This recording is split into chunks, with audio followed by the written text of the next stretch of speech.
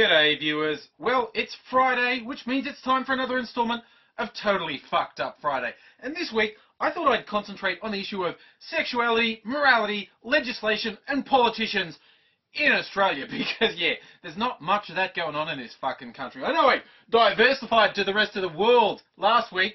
Time to bring it home. Let's start with the leader of the major opposition party, Tony Abbott. Uncle Big Ears, who's been in the shit a bit this week with people who didn't like him anyway, for saying essentially that he thinks young women should stay virgins until they're married. Yet, despite the fact the average age of marriage is now 28, so he wants women to stay virgins till they're 28.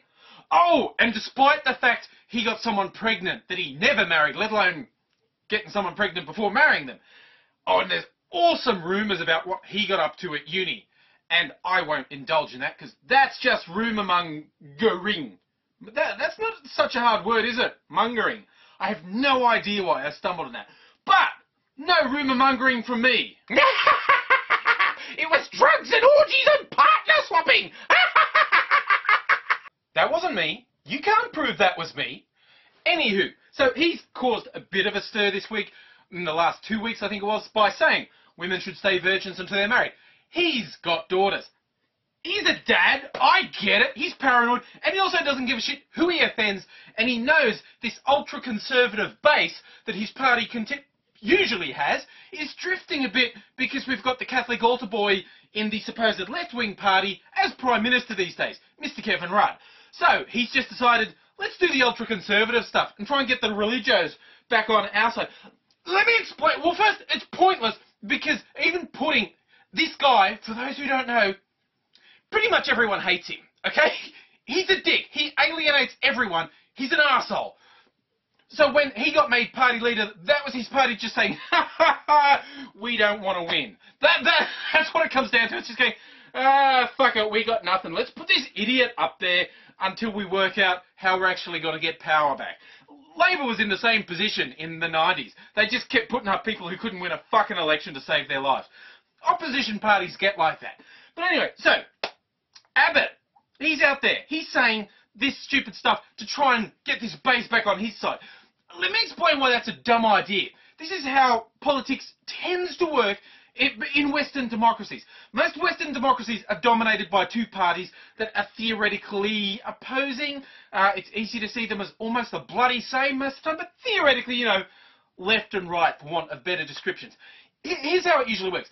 You get this domination of two parties, because that's about as much as most people can hold in their head at once. Two ideas. Us and them. People aren't very bright. If you mess it up with shades of different parties, third and fourth minority parties and coalitions, it messes with their heads a bit. So you get us and them. How it usually works, you get like 20% of people on both sides will support their party no matter what. These are the 20% of people who still said Bush was doing a good job when it was clear to everyone, including most Republicans, that his administration was the greatest clusterfuck in modern history. You get that on both sides. 20% will stick with their guy no matter what. So, and then you get like another 20% who are almost definite to stick with their party. An extreme thing will make them vote for someone from the other side. But that you're up to about 40% plus are almost definitely never going to change who they vote for.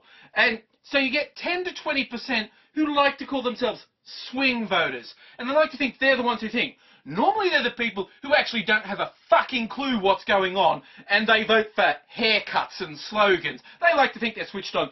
But they're the clueless ones who get to decide elections. Wicked awesome. You know, if you're an actual independent and you took offence at that, you know, I wasn't talking to you, because if you're actually intelligent enough to follow what I said, you're not the one I'm talking about. Calm down. And on the supposed other side, we have the Labor Party. I don't even fucking know what's going on in their heads with this insane moralising and fear-mongering. They're the ones promoting what was a Liberal Party policy of censoring the internet, and they keep passing these laws based on morality. Now, the latest that's getting a bit of mileage has been put under the heading, as I put here, of Australia bans small breasts. That's an eye-catcher. You can have a bit of a piss take with it. What it essentially is, and this, again, anyone wants to go, oh God, Australia, what's up with you? This law, I know there's similar, if not identical laws in England and the US and probably heaps of places around the world, you can get prosecuted for images that appear to depict minors, whether it's a photo or even anime. I know there's been one successful prosecution of an Australian for having hentai porn, and also one in the US. Someone's been prosecuted because there were drawings that were rude. Yeah, I know, it's a bit of a worry. It's a worldwide problem. I'm just talking about the local one. So everyone's going, Australia's going to ban small breasts because in the barely legal type arena, it's suggesting that it's someone underage in the porn, and the guidelines say, well, if it appears to be underage, it's the same as being underage, so it's refused classification. And everyone's going, oh, this is just unfair to small-breasted women. And of course it is a bit. I don't want the small-breasted ladies to get upset with me either. I love you too. I'd just like to make 2 points on this. One, to the people who are given it the mileage of small breasts being banned, like the Australian Sex Party and a few other advocates of free speech. Just be honest. The porn they're talking about is deliberately designed to titillate people who like the idea of younger girls, okay?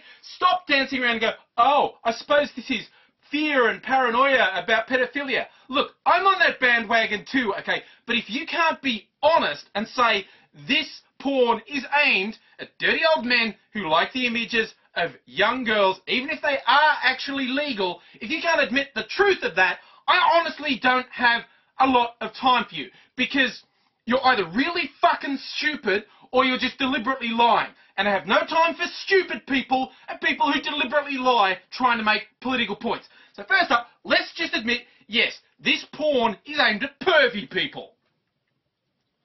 No, I don't look at it. Stop it. That's off topic. But the second point is you can't legislate morality. It's stupid to try. Fine, your heart's in the right place. I know people who work in the government, and I know when the federal police want to freak them out, they just show them the worst porn they find on the internet. And they go, oh God, we've got to pass laws about this. You can't. The laws won't stop it happening, and stupid, ambiguous laws about things that appear to be illegal, you know, where do you draw the line? It just gets really fucking stupid. If someone's engaged in producing porn that involves underage people or involves hurting overage people, fuck them. Those people are scum. Arrest them. Prosecute them. Don't introduce stupid laws that could end up... It's bad enough here when you hear the sexting stories about teenagers sending nude pics to each other, ending up with bringing child pornography charges on their record just for sending text photos to each other. Obviously, text photos is the wrong term. Don't get pedantic. But now we're literally talking about a woman over 18 who sent a picture of herself to someone, but she maybe has smallish breasts and could be deemed to look under 18. She and anyone who receives the photos could be branded a pedophile for life because of that. This law is stupid, okay? So, oh, you know what I was about to do there? You know what I was about to do? I was about to ask people to be rational. I was about to ask people to be rational on the topic of sex. And I stopped myself because I'm not stupid. I know that's impossible. And you know the tragedy of having to accept people can't be rational about something as basic as sex?